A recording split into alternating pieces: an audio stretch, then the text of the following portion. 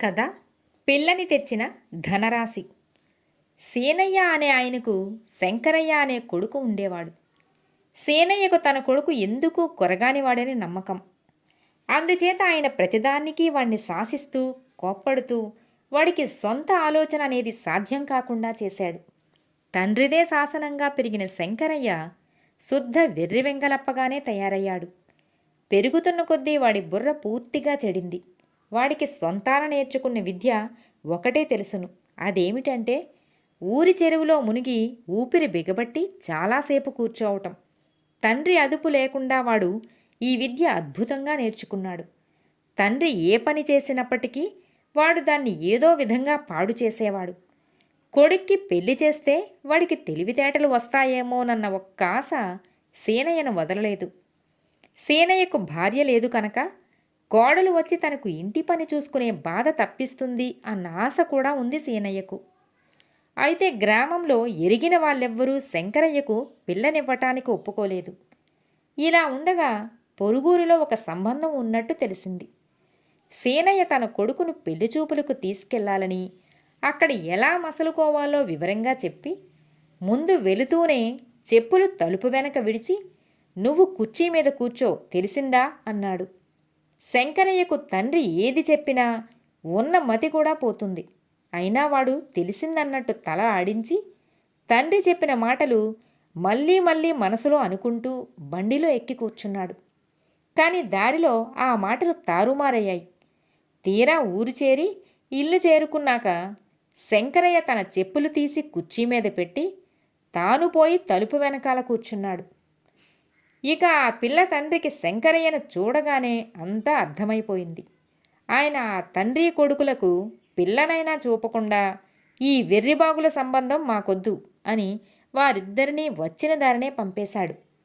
ఇంటికి వచ్చిన సీనయ్య శంకరయ్య మీద విరుచుకుపడి "ఇక నీకీ జన్మలో పెళ్లి కాదు. తలమాసిన వాడెవడైనా నీకు పిల్లనిస్తే ఇవ్వాలి" అని కసురుకున్నాడు. తనకు పిల్లనిచ్చే తలమాసిన వాణ్ణి వెతకటానికి శంకరయ్య నిశ్చయించుకున్నాడు. ఆ రాత్రికి రాత్రే వాడు ఇంటి నుంచి బయలుదేరి వెళ్ళిపోయాడు. వాడు 3 రోజులు ప్రయాణం చేసి 4వ రోజు చీకటి పడే వేళకు ఒక కొండ ప్రాంతానికి చేరుకున్నాడు. అక్కడ ఒక గుహలో నుంచి విచిత్రమైన ధ్వని వాడికి వినిపించింది. ఆ గుహలో ఒక రాక్షసుడు నిద్రపోతున్నాడు. వాడు పెడుతున్న గురకే శంకరయ్య ఇప్పుడు వినేది. శంకరయ్య లోపలికి వెళ్ళే రాక్షసుణ్ణి చూసి వాడి జుట్టు మట్టి కొట్టుకొని మాసినట్లుండటం గమనించాడు. నాకు పిల్లనిచ్చే తలమాసినవాడు నేను వస్తున్నానని తెలిసి భయపడి ఇక్కడ దాక్కున్నాడన్నమాట అనుకుని శంకరయ్య ఆ రాక్షసుణ్ణి జుట్టు పట్టుకొని ఊపాడు. రాక్షసుడు పెద్దగా ఆవులిస్తూ లేచి "ఎవడురా నన్ను లేపింది?" అని కోపంగా గర్జించాడు. "పిల్లనివ్వకుండా ఎటుపోతావురా, తలమాసిన వెధవా, వెంటనే కట్నంతో సహా నాకు పిల్లనిచ్చి పెళ్లి చెయ్యి" అంటూ శంకరయ్య రాక్షసుడి చెవి మెలిపెట్టాడు. రాక్షసుడికి పట్టరాని కోపం వచ్చింది. వాడు ఆ కోపంలో శంకరయ్యను విరుచుకు తినేవాడే. కానీ ఈలోగా గుహలోపల ఉన్న రాక్షసుడి పెళ్ళాం శంకరయ్య అన్న మాటలు విని యువతలికి వచ్చింది. ఎందుకంటే దానికి ఒక కూతురు ఉన్నది. ఆ పిల్లది చాలా స్థూలకాయం. ఎంత ప్రయత్నించినా దానికి ఈనాటి వరకు మంచి సంబంధం కుదరలేదు. అందుచేత రాక్షసి యువతలికి వస్తూనే "ఏం రాక్షసుడివయ్యా నువ్వు? అల్లుడు వస్తే ఒక మర్యాద మంచి లేదు" అంటూ తన మొగుడి మీద విరుచుకుపడింది. "ఎందుకు పిల్ల ఏది?" అంటూ శంకరయ్య చుట్టూ చూశాడు. "ఇప్పుడే విహారానికి వెళ్ళింది. ఇంకో జాముకు గానీ రాదు. అలసి వచ్చావు, ఒక కునుకు తియ్యి" అంది రాక్షసి. శంకరయ్య రాక్షసి పెట్టిన పళ్ళు తిని పాలు తాగి లోపలి గుహలో జంతువుల చర్మాల మీద శయనించాడు. శంకరయ్య పుష్టి అయినవాడు. వాణ్ణి తినాలని రాక్షసుడికి చాలా కోరికగా ఉన్నది. కానీ రాక్షసి శంకరయ్య పడుకున్న గుహకు అడ్డంగా కూర్చుంది.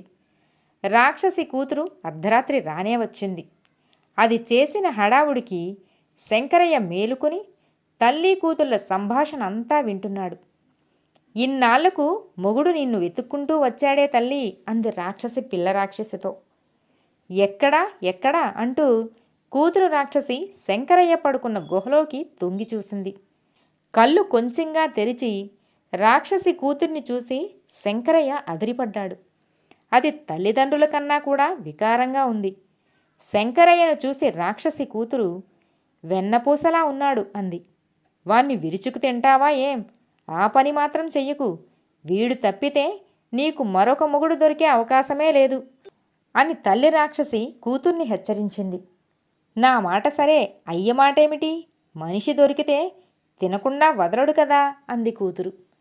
అందుకే నేను బయటికి పోకుండా కాపలా కాస్తున్నా. నేను కాసేపు అలా తిరిగి వస్తా, నువ్వు కాపలా కూర్చో అని తల్లి రాక్షసి బయటికి వెళ్ళిపోయింది. రాక్షసి కూతురికి శంకరయ్యను చూస్తున్న కొద్దీ తినాలి అన్న కోరిక పెరగసాగింది. ఆ గుహలోనే తినేస్తే తల్లి తనను బ్రతకనివ్వదు. అందుకని రాక్షసి కూతురు శంకరయ్యను నిద్రలేపి, పెళ్లి ఏర్పాట్లన్నీ అయ్యాయి, పద పోదాం అంది. అంతా వింటున్న శంకరయ్యకు దాని దొంగ ఎత్తు అర్థమైపోయింది.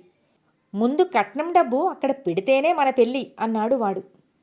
రాక్షసి కూతురు లోపలికి వెళ్ళి ఒక తోలు సంచి నిండా రత్నాలు బంగారము తెచ్చి శంకరయ్య చేతికిచ్చి, ఇక పద అంది. శంకరయ్య సంచి మూతి కట్టి చంకన పెట్టుకుని రాక్షసి కూతురి వెనకనే బయలుదేరి వెళ్ళాడు. గుహ దాటి యువతలికి రాగానే వాడు రాక్షసి కూతురుతో, స్నానం చేయకుండా పెళ్ళి ఏంటి? ముందు మనం స్నానం చెయ్యాలి అన్నాడు.